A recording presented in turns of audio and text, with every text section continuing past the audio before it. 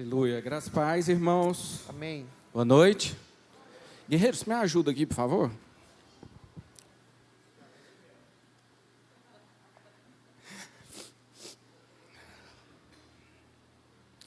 Bom, graça e paz a todos que estão nos assistindo, né, online. O pastor me abençoou nessa noite. Eu sei o peso da responsabilidade de compartilhar a palavra, mas eu me sinto abençoado por esse momento. Amém, irmãos?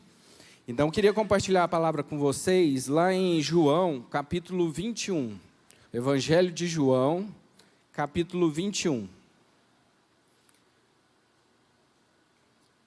Antes de entrar na palavra, mas já entrando e dando continuação à palavra que o pastor começou, porque quando Deus quer falar, ele já começa da abertura, né? E eu vou falar sobre a restauração de Pedro. E nós vamos entrar nesse assunto daqui a alguns minutos. Eu queria dar uma introdução falando acerca do projeto que nós vamos começar a partir da semana que vem, se eu não me engano. O pastor nos chamou e pediu para que nós trouxéssemos para a igreja, nesse fim de ano, algumas ministrações no período das 18 às 19 horas, trazendo para vocês, para a igreja, um panorama bíblico, uma visão panorâmica da Bíblia. E nós juntos, eu, Sinara, mais alguns irmãos, nós vamos fazer esses estudos aqui das 18 às 19 horas para nos edificar, amém? Porque nós nos edificamos quando nós trazemos conhecimento da palavra. Humberto, mas para que isso? Porque nós cremos na edificação dessa igreja como um todo. Nós cremos na promessa de Deus para nós. Nós cremos que nessa igreja muitas pessoas vão se converter. E muitas pessoas vão precisar de ajuda e muitas pessoas vão precisar de conhecimento. E quem vai trazer conhecimento para essas pessoas? Nós que estamos aqui. Amém? Eu, você, cada um que está aqui neste lugar, tem a responsabilidade de cada dia, cada vez mais, conhecer a palavra do Senhor Jesus para que possa em um determinado momento vir a ensinar. Amém? Quantos creem? Amém? Então, fazendo uso de algumas técnicas, eu queria convidar vocês hoje a fazer um estudo bíblico comigo. Nós vamos fazer um estudo da forma como eu faço para entender melhor a Bíblia, da forma como eu faço para interpretar melhor e automaticamente para receber mais da palavra de Deus para a minha vida, para reconhecer mais os meus erros, os meus defeitos, as minhas más práticas e com o tempo e com o entendimento dessa palavra, me aperfeiçoar em Cristo e me tornar cada dia, cada vez mais parecido com o meu discipulador, Jesus Cristo. Amém? Então, o que nós vamos fazer aqui hoje? Eu vou introduzir a vocês um pouco de exegese e de hermenêutica, que são artes de interpretação de texto, do conhecimento de texto e de aplicação para as nossas vidas. No final da ministração, alguns minutos finais, eu vou trazer para vocês aquilo que Deus falou para mim nesse texto. Amém, irmãos? E que Deus possa falar com vocês nesse texto, talvez não da forma como falou comigo, porque eu vou entender esse texto de uma forma, Deus vai falar comigo de uma forma e Ele pode falar com você de outra forma. Amém? Mas a minha oração é que você saia daqui nessa noite edificado, conhecendo mais de Jesus, conhecendo mais dessas experiências bíblicas, para que você se torne cada vez mais um discípulo do Senhor Jesus Cristo. Amém, irmãos? Então vamos fazer a nossa leitura de hoje. Evangelho de João, capítulo 21. A primeira coisa que nós temos que fazer, irmãos, quando nós vamos ler a Bíblia, nós temos que ler ela de forma tranquila e pausada, para que nós possamos entender a forma correta que nós estamos lendo. Talvez quando nós lemos muito rápido, nós pulamos as palavras e não entendemos talvez aquilo que o texto quer nos dizer. Então, toda vez quando você for ler a Bíblia, leia pausadamente, leia uma vez, leia duas vezes, leia 3 vezes o mesmo texto. Amém? Depois disso, Jesus apareceu novamente aos seus discípulos à margem do mar de Tiberíades. E foi assim: estavam juntos Simão Pedro, Tomé, chamado Dídimo, Natanael de Caná da Galileia, os filhos de Zebedeu e 2 dos outros discípulos. vou pescar, disse-lhe Simão Pedro. E eles disseram, nós vamos com você. Eles foram e entraram no barco naquela noite e não pegaram nada. Ao amanhecer, Jesus estava na praia, mas os discípulos não o reconheceram. Ele lhes perguntou, filhos, vocês têm algo para comer? Eles responderam, não. Ele disse, lancem a rede ao lado direito do barco e vocês encontrarão. Eles lançaram e não conseguiam recolher a rede, tal era grande a quantidade de peixes. O discípulo a quem Jesus amava disse a Pedro, é o Senhor. Simão Pedro, ouvindo-o dizer isso, vestiu a capa, pois a havia tirado, e lançou-se ao mar. Os outros discípulos vieram no barco arrastando a rede cheia de peixes, pois estavam apenas cerca de 90 metros da praia. Quando desembarcaram, viram ali uma fogueira, peixes sobre as brasas e um pouco de pão.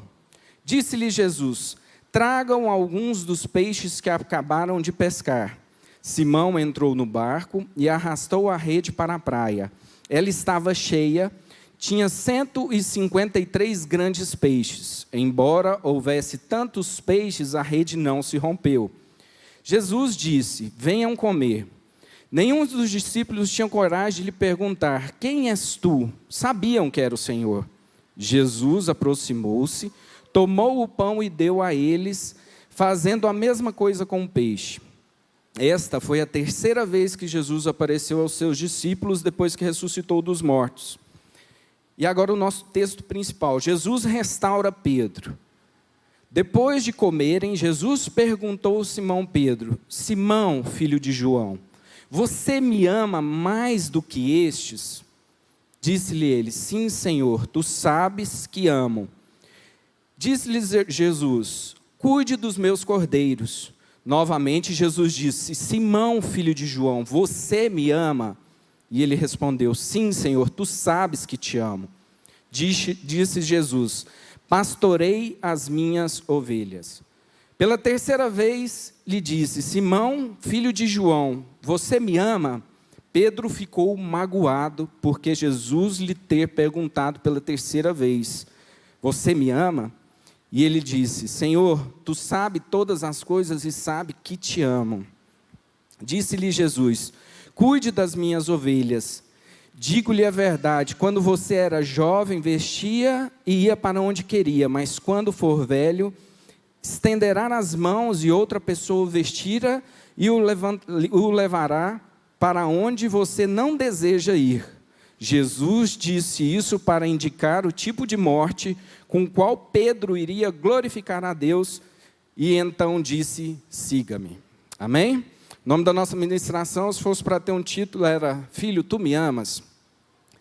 Aqui nós vemos um texto, e eu queria que vocês se imaginassem, talvez, lendo esse texto pela primeira vez. Eu sei que todos aqui no auditório já leram esse texto muito mais de uma vez, e já entendem o porquê Jesus questionou Pedro mais de uma vez, questionou Pedro por 3 vezes.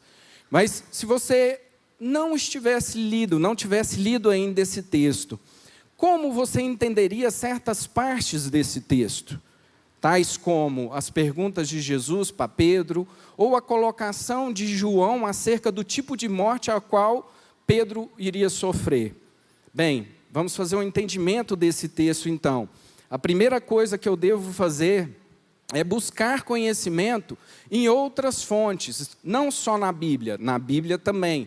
Eu vou buscar conhecimento na Bíblia, mas eu vou buscar conhecimento em livros históricos, em conteúdos de ajuda. Inclusive eu trouxe um livro, depois você traz aqui para mim, Sinara, que é um livro que vai ser um guia para nós no entendimento dessas ministrações que nós vamos fazer daqui para o final do ano.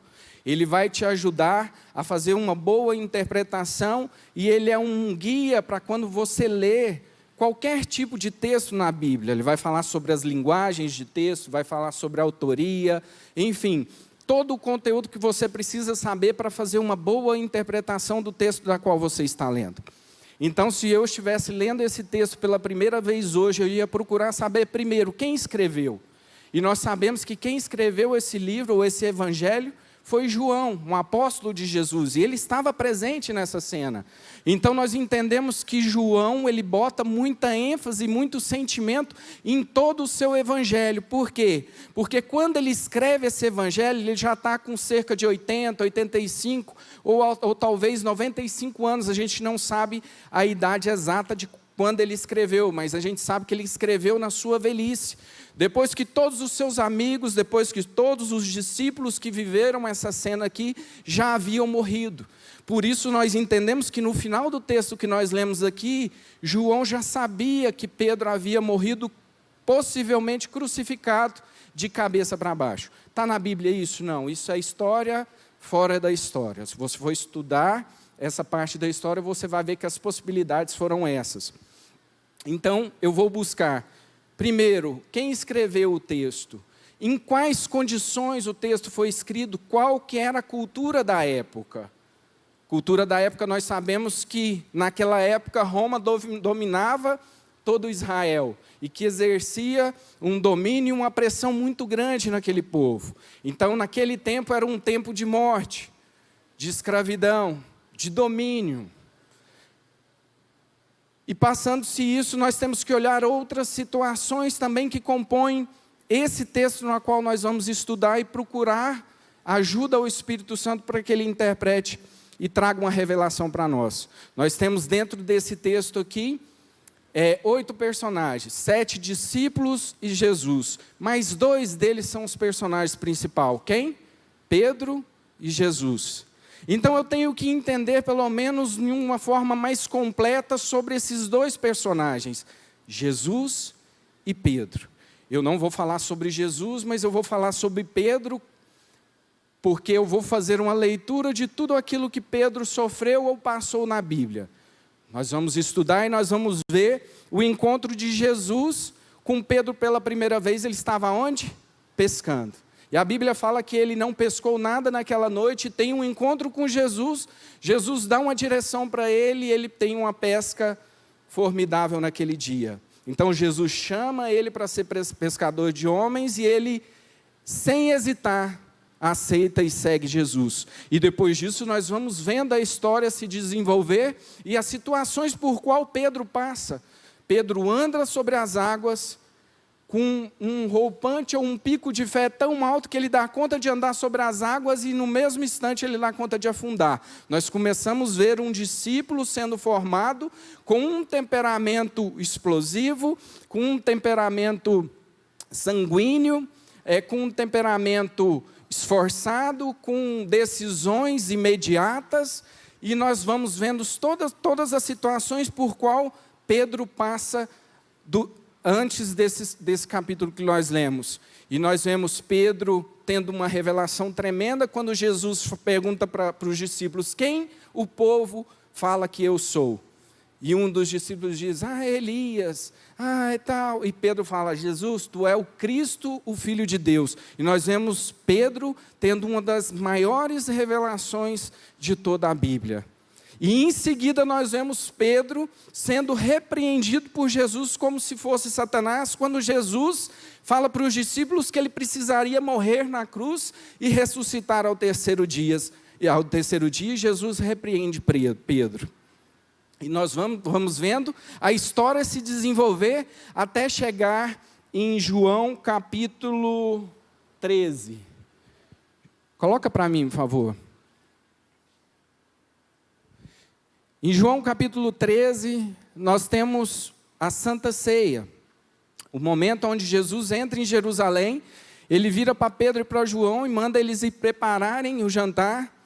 E Jesus está ali com os seus discípulos e em um determinado momento eles estão discutindo talvez quem seria o maior dos discípulos e nós não entendemos o porquê daquela discussão. Porque talvez nós não entendemos o contexto daquela época.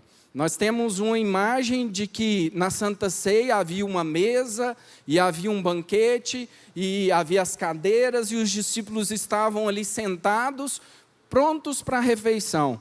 Mas não era bem assim. Quando a gente entende a forma cultural da época na qual o texto se aplica, nós vemos que eles não tinham mesa naquele lugar.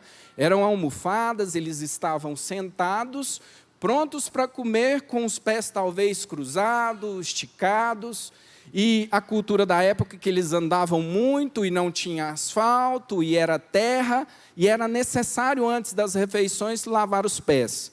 E quem lavava os pés naquela época eram os escravos.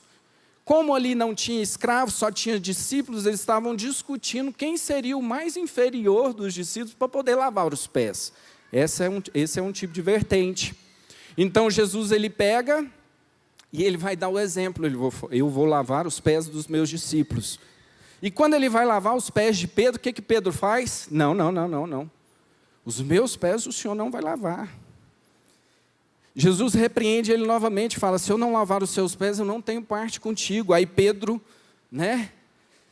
naquela reação espontânea dele, como sempre, não, então já que é assim, lava os meus pés, lava a minha cabeça, me dá um banho logo, parafraseando o que ele disse. E aí nós temos o desenvolver daquela história. Eu não vou ler, senão a gente vai perder muito tempo e eu vou ficar para trás aqui na ministração, tá? Mas depois você lê em casa. Mas o fato é que nessa situação acontece algo. Jesus, no final desse texto, ele fala que Pedro iria negá-lo 3 vezes antes do galo cantar. Aí, se nós estamos estudando isso, nós fazemos a conexão desse texto com aquilo que Jesus fala para Pedro, lá no capítulo 21 de João. Amém, irmãos? Estão conseguindo me entender aqui? Às vezes estou andando muito rápido, fica um pouco mais difícil. Mas, então, esse momento do capítulo 21, ele está altamente conectado ao capítulo 13 de João, aonde Pedro é informado por Jesus que ele irá negar, e nós conhecemos a história. Jesus vai para o Getsêmani, a guarda vem, Pedro corta a orelha de Malco, e depois Pedro vai acompanhando Jesus ali, onde que ele está sofrendo castigo, e vem uma empregada e fala, você é discípulo dele? Não sou. Ele nega a primeira vez, nega a segunda, e depois nega a terceira vez, e uma tristeza toma conta do coração dele. E depois nós não vemos mais Pedro na crucificação, Pedro desaparece. Depois nós só vemos Pedro na ressurreição, indo conferir o túmulo de Jesus vazio. E depois vemos ele aqui, nesse capítulo 21. Amém, irmãos? Então nós fazemos um estudo desse personagem, de quem era Pedro.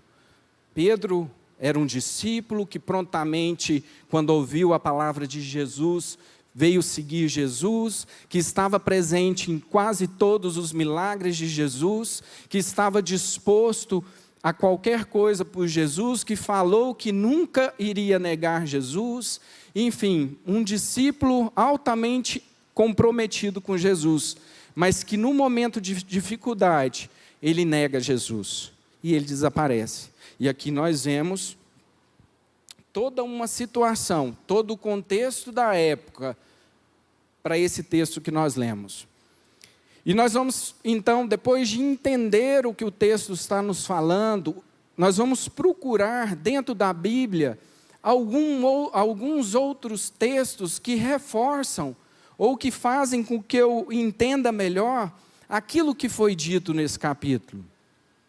E é tão interessante porque quando nós lemos quem escreveu os evangelhos, nós vamos para Marcos e vemos que quem era Marcos? Marcos era um discípulo de Pedro. E estudos dizem que o evangelho de Marcos são memórias do apóstolo Pedro. Alguém já sabia disso? Sim ou não? Não? Vamos ler lá em Marcos 14. Projeta para mim, por favor. Em Marcos 14, tem algo muito interessante, que quando você vai ler em João, ele altamente se conecta a Marcos 14. Nesse versículo aqui, quando Jesus pergunta a primeira vez para Pedro, Pedro, tu me amas? Jesus faz uma colocação, ele fala assim, Pedro, tu me amas mais do que a esses outros discípulos? Vocês repararam isso? Pedro, tu me amas mais do que aos outros discípulos? Quando você vai em João, lá na Santa Ceia, não há nenhum tipo de colocação nesse sentido, porque Pedro apenas fala para Jesus assim: eu nunca te negarei. Agora, em Marcos, ele disse assim, disse-lhe Jesus: todos me abandonarão, pois está escrito, ferirei o pastor e as ovelhas serão dispersas. Pode passar. Mas depois de ressuscitar, irei adiante de vocês para a Galileia. Pode passar. Pedro declarou: ainda que todos te abandonem, eu não te abandonarei. Olha só como o evangelista, como o evangelho de Marcos, ele traz um sentimento de Pedro daquela situação. Evangelhos escritos por autores diferentes e em anos diferentes. Ele traz a fala de Pedro, falando que ainda que todos te abandonem, eu não te abandonarei. Aí vem o evangelho de João lá na frente, testificando aquilo que está falando em Marcos. Jesus perguntando: você me ama mais do que os outros discípulos? O próprio João, que escreveu dessa forma, não mencionou isso aqui, lá no seu evangelho. Então, isso são passagens que vão testificando a veracidade daquele acontecido. Isso serve para quê, irmãos? Serve para fortalecer a nossa fé na autoria, na escrita, em tudo aquilo que nós lemos dentro da Bíblia. Amém? Então, uma vez que eu entendo quem escreveu, qual era a cultura da época, o que o autor queria dizer, para quem foi direcionado, eu vou procurar agora entender, através do Espírito, com auxílio do Espírito Santo, o que esse texto pode falar para mim hoje. Amém? Agora eu vou compartilhar com vocês o que o texto falou para mim. O texto falou para mim que, primeiro, eu tenho que olhar para esse texto e ver que há duas figuras distintas que se aplicam perfeitamente na minha vida. Primeiro, um discípulo e um discipulador. E quando eu olho para essas duas figuras, eu tenho que entender que eu, como discípulo de Jesus, eu tenho que olhar para Jesus e olhar para mim e tentar me ver o mais próximo possível de Jesus. Porque senão não tem sentido. Se eu sou chamado para ser discípulo, se eu sou chamado para conhecer de Jesus, e eu não ando conforme Jesus, e eu não o conheço, e eu não aplico as suas verdades sobre a minha vida, algo está errado. Então, quando eu olho para esse texto e eu me identifico mais com Pedro, algo está errado. E eu lendo esse texto hoje, quando eu leio a Bíblia, eu procuro ver dentro dos personagens aquele que mais se parece comigo, ou o quanto eu pareço com tais personagens. E eu confesso para vocês que eu queria muito parecer com João, parecer com alguns discípulos de Jesus mais calmos, mas desde quando me converti, eu me identifiquei muito com Pedro por causa do meu temperamento ruim. É muito ruim meu temperamento.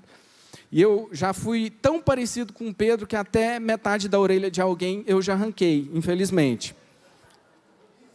É sério, não estou brincando. Era um rapaz com quase 2 metros de altura e ele falou algumas coisas para a Sinara que eu não gostei. Eu tive que pular com um tijolo e acertei e cortei metade da orelha dele. É terrível, irmãos, é terrível. Mas era um personagem bíblico que eu me identifico ainda. Infelizmente, eu me identifico ainda com Pedro. Pelo temperamento, pelas explosões, pelos picos de estabilidade de fé. Às vezes eu estou lá em cima e às vezes eu estou aqui embaixo. E se você olha para Pedro e talvez você se identifica muito em alguns aspectos, algo está errado. E Deus falou comigo nessa semana que algo está errado. Então eu tenho que procurar entender o que está errado e mudar o quanto antes possível. Amém? Bom que eu deixei meu celular onde? Aqui. Eu marquei alguns pontos aqui para não esquecer, irmãos.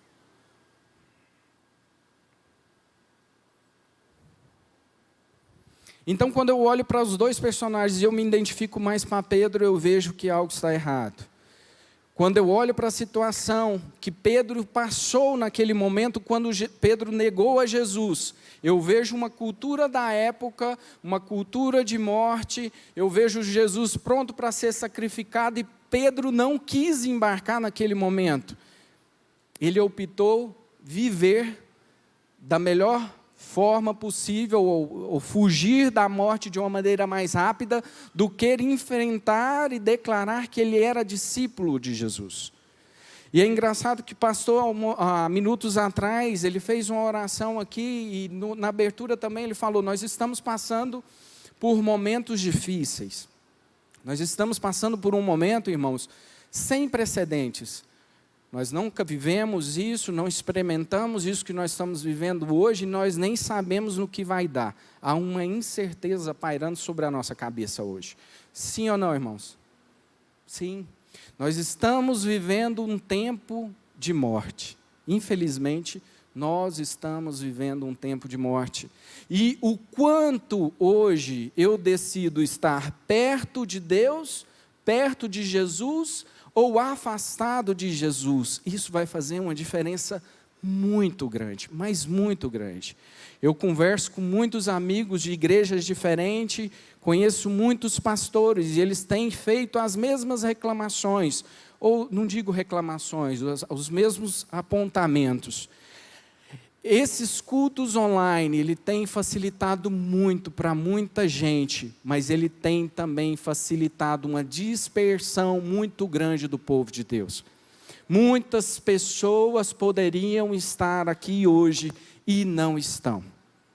Muitas pessoas podiam estar recebendo a água viva aqui da fonte e estão preferindo receber em casa, deitado na cama ou no sofá.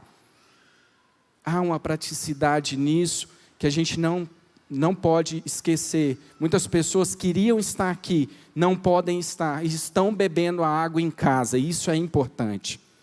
Mas se você pode estar, você que está me escutando, pode estar no culto aqui com a gente e não vem, isso está errado. E eu estou falando porque nessa pandemia, por diversas vezes eu pude estar aqui, eu não vi porque eu não quis.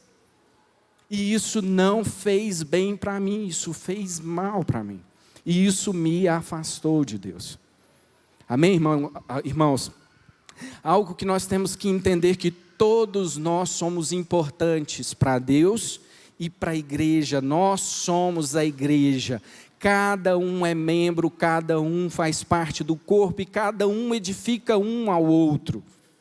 É muito importante para mim, quando eu venho aqui e eu converso com o Ronei, e eu vou ser injusto e eu vou falar algumas pessoas, tá, irmãos? Mas todos fazem falta para mim, mas quando eu venho e eu converso com o Ronei, com a Larissa, eu me sinto bem, eles edificam a minha vida. Quando eu olho para a vida da família do Neto, eu vejo uma família de guerreiro e eles me dão força. Quando eu olho para a vida do Romulo, a alegria que ele tem de viver, eu fico alegre quando eu estou perto dele. A Ariadne, toda vez que ela abre a boca aqui, meu Deus do céu, eu sou muito edificado. O jovem, a Rafaela, que são amigos próximos, e só o fato deles estar perto deles, eu me sinto bem. E todos os outros e demais, eu sinto falta das piadas do Davi aqui. A vozinha, as suas orações, né? As orações de fogo dela, o quanto ela está fazendo falta aqui, irmãos. Jeová, ele me dá uma paz quando eu chego perto dele, tinha muito tempo que eu não via. Como é bom estar perto de você, Jeová.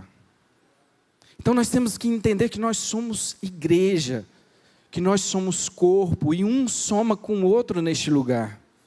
Então nós temos que olhar para essa situação e saber que é um tempo difícil de se viver, mas que nós não podemos nos afastar daquele que nos chamou. Não podemos. Se isso está acontecendo, irmãos, algo está errado. E nós temos que corrigir.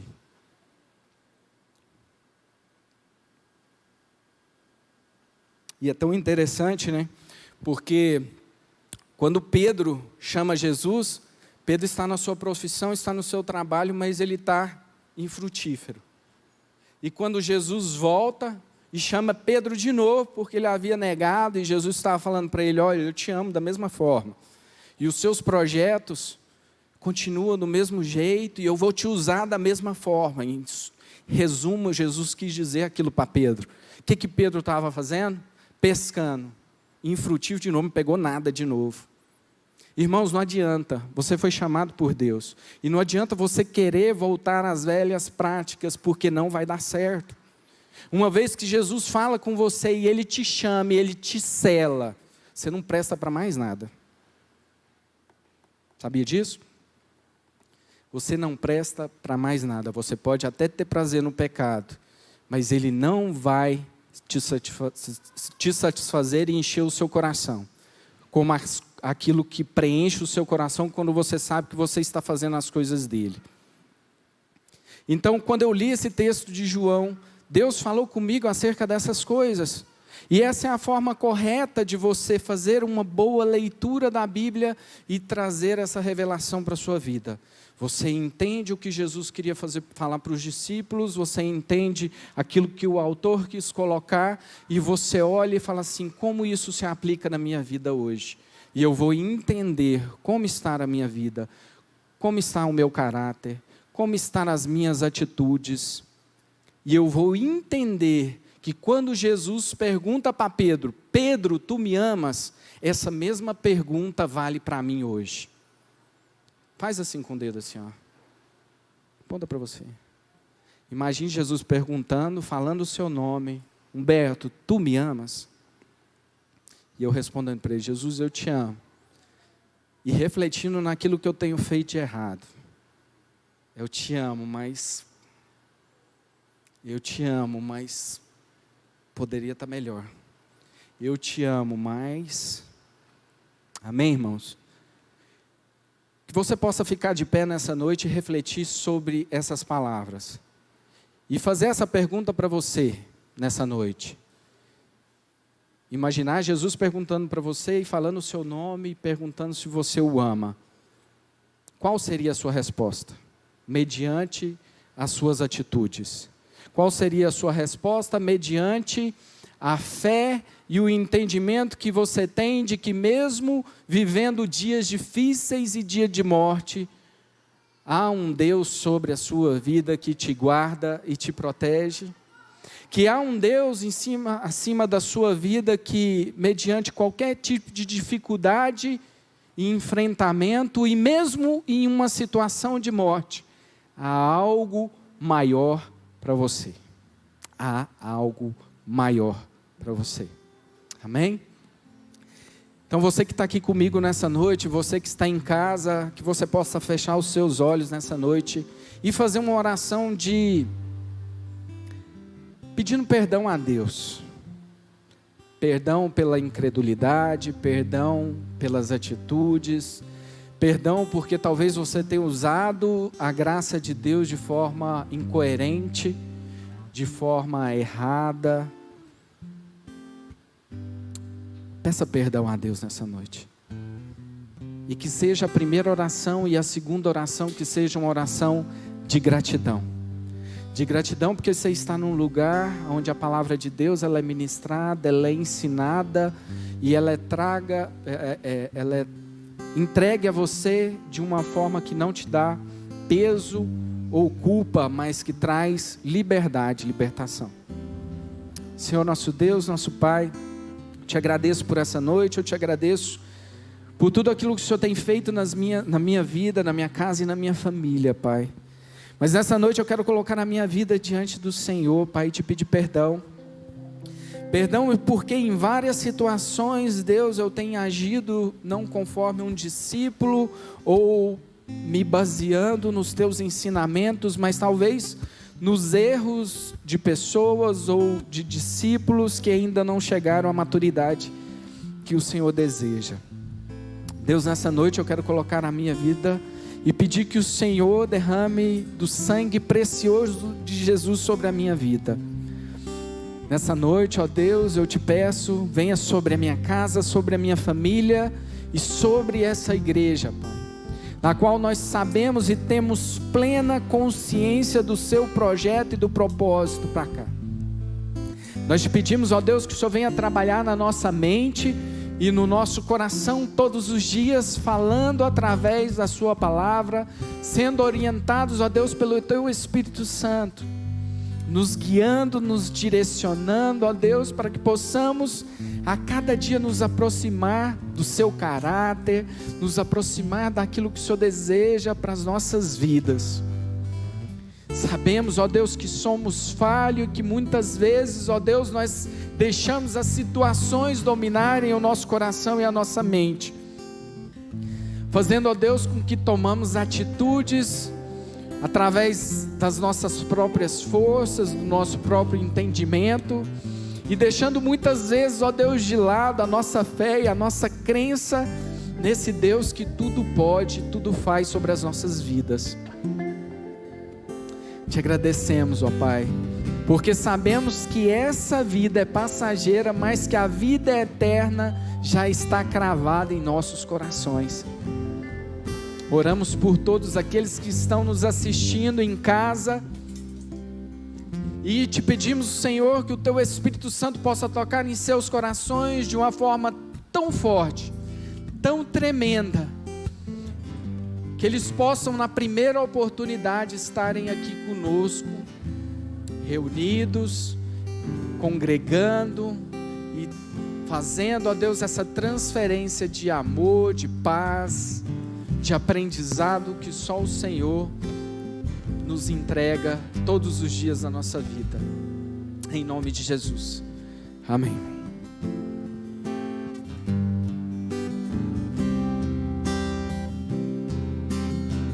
Eu quero ver agora o seu poder.